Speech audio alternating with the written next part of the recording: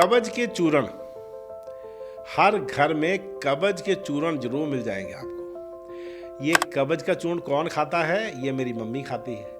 ये वाला कब्ज का चूर्ण कौन खाता है? ये मेरे पापा खाते हैं, ये मेरी दादी खाती है। एक ही घर में 5-5 तरह के आपको कब्ज के चूर्ण मिल जाएंगे। क्या है ये? क्या कर रहे हैं हम लोग? जब हमारी बॉडी को, हमारे शरीर से मल को बाहर निकालना होगा तो बॉडी निकाल देगी, और अगर बॉडी निकाल रही है आप उसको रोक भी नहीं पाएंगे। हाँ कि ना? यस। जब हमें लूज मोशन लगती है, क्या हम अपने पेट को लूज मोशन से रोक पाते हैं? नहीं, हमें वॉशरूम जाना पड़ता है। बिल्कुल वैसे ही बॉडी को पता है कि कब मोशन को निकालना है, कब उसको रखना है। आपको कुछ नहीं करने की जरूरत। आप अच्छी डाइट दीजिए, अच्छे फ्रूट्स, वेजिटेबल्स, सूप, खिचड़ी, दलिया, जौ, हरी मूंग की दाल और पानी, गाय का दूध, ये सब चीज रेगुलर प्रतिदिन खाते रहिए और आप देखेंगे ये कब्ज नाम का वर्ड धीरे धीरे आपके जीवन से निकल जाएगा। कब्ज अपने आप में बीमारी नहीं है। कब्ज होने पर जोर लगा कि उसको निकालने की जो प्रवृत्ति है, चूर्ण बार बार फकियां मारने की जो प्रवृत्ति है, जो बार बार अलग अलग तरह की जो आप कोशिशें करते हैं मल को बाहर निकालने के लिए फोर्सफुली, ये बीमारी की जड़ है। यहां से शुरू होती है बीमारी। हमारी बारीक बारीक नसें होती हैं, वहां पे वेन्स होती हैं, आर्टरीज होती हैं। जब हम जोर लगाते हैं वो नसें फूल जाती हैं। यहां से शुरू होता है बवासीर, यहां से शुरू होता है अनेक प्रकार के रोग, एनोरेक्टल डिसऑर्डर्स, भगंदर, अनेक प्रकार की बीमारियां शुरू होती है यहां से। और हम सोचते हैं कि पेट साफ करके हमने बहुत अच्छा काम कर लिया। अरे चूर्ण खाने पर अनेक प्रकार के जो आप खाते हैं उसमें इरिटेंट सब्सटेंस है, सनाई की पत्ती है, आयुर्वेदिक वालों में भी सनाई की पत्ती है, अनेक प्रकार के कैस्टर ऑयल है और अनेक प्रकार की ऐसी औषधियां हैं जो हमारी आंतड़ियों को खुरचा मारती हैं। अगर आपकी बॉडी को लोहे का झाड़ू हाथ में फेंक दिया जाए तो आपकी जैसे शरीर कट जाता है, बिल्कुल वैसे ही हमारी पेट की अतनियां कट जाती हैं जब आप अनेक प्रकार की ऐसे चूर्ण लेते हैं, ज्यादा क्वांटिटी में लेते हैं। उससे क्या होता है? उससे जख्म होता है, अंदर इन्फेक्शन होती है और फिर बीमारियों का सिलसिला शुरू हो जाता है। अल्सरेटिव कोलाइटिस, IBS, IBD, अनेक प्रकार की बीमारियां शुरू होती हैं। तो आप लोग समझदार बनिए, धीरज रखिए, कोई परेशान होने की जरूरत नहीं है। आज मोशन नहीं आई है, कल आ जाएगी, कल नहीं परसों आ जाएगी। क्या कह रही है आपको मोशन? क्या कह रहा है मल आपको? आयुर्वेद में बोला गया है जो शरीर है वो किस चीज से बना है?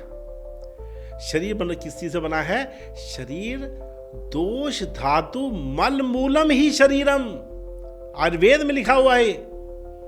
दोष धातु मल मूलम ही शरीरम। हमारा मल जो है वो इंटेग्रल पार्ट है बॉडी का। अगर लूज मोशन में जब सारा मल हमारे शरीर से निकल जाता है हम अस्पताल में पड़े होते हैं। समझिए